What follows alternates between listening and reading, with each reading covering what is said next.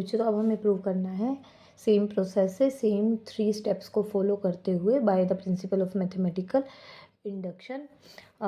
13 question करते हैं हम। 9 raised to the n, prove that 9 raised to the n minus 8 raised to the n minus 1 is divisible by 8। ये हमें prove करके बच्चों यहाँ पे दिखाना है। तो फर्स्ट स्टेप में हम लेट कर लेते हैं, late n is equal to 1, p1 is equal to 9 raised to the 1, 8 raised to the 1 minus 1, 9 minus 8 minus 1, 9 minus 8 is the, ये भी कह सकते हो 9 minus 8 minus 1 minus 8 minus 1। जैसे कि आपको पता है दोनों सेम साइन हो तो नंबर हमारे ऐड हो जाते हैं, 8 और 1 9 माइनस, ये कट होकर के आपको मिलता है 0, और 0 किसी भी नंबर से डिवाइड हो जाता है, which implies P1 is true. क्यों? क्योंकि ये डिविजिबल है हमारा by 8।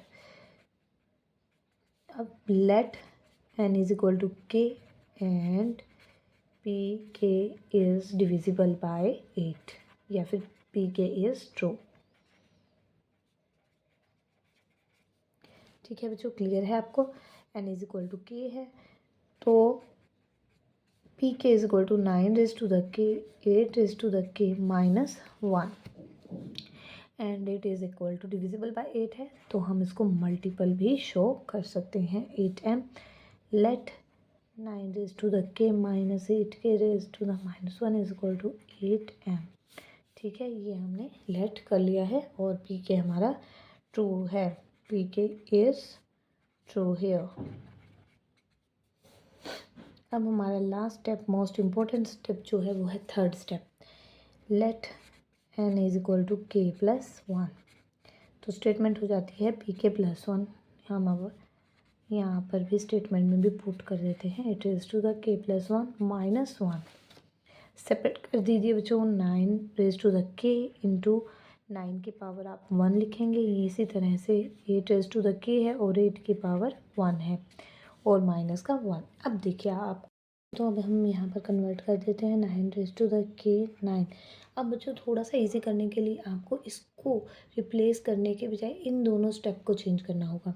Minus 8 raise to the k है, जैसे 8 है इसको 9 में कन्वर्ट करते हैं तो आप लिख सकते हो 9 माइनस 1 इज इक्वल टू 8, और इसी तरह से 1 को लिख सकते हो 9 माइनस 8 इज इक्वल टू 1।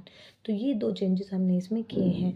तो 9 raise to the k into 9, 8 raise to the k into 9 और माइनस माइनस हो जाता है प्लस, 1 इंटू आ जाता है 8 के, 1 नहीं लिख रही हूँ, और माइनस के है 9 और प्लस के है आपका 8।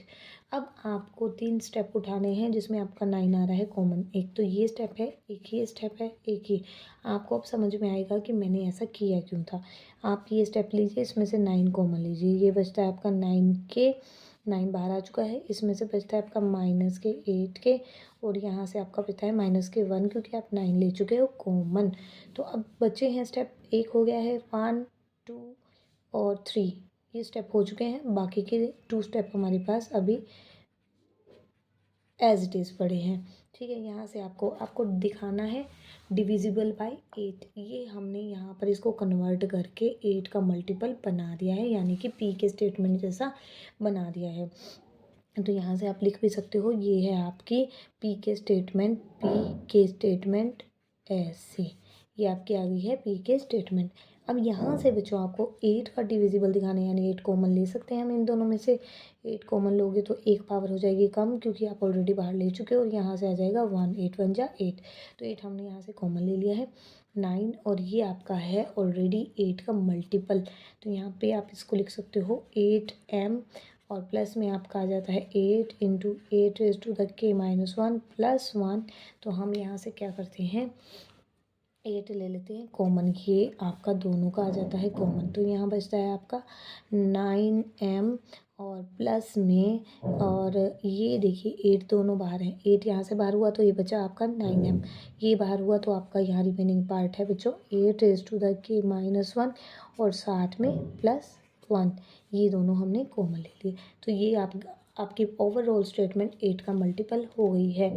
pk plus 1, hence pk plus 1 is multiple of 8, so that's why pk plus 1 is also, अगर मल्टीपल है तो आपको पता ही है कि वो डिविजिबल भी सेम नंबर से होगी ही, तो डिविजिबल भी है तो हमारी ये स्टेटमेंट k प्लस 1 के लिए भी ट्रू हो जाती है। बस यही हमें लास्ट लाइन में लिखना है कि हैंस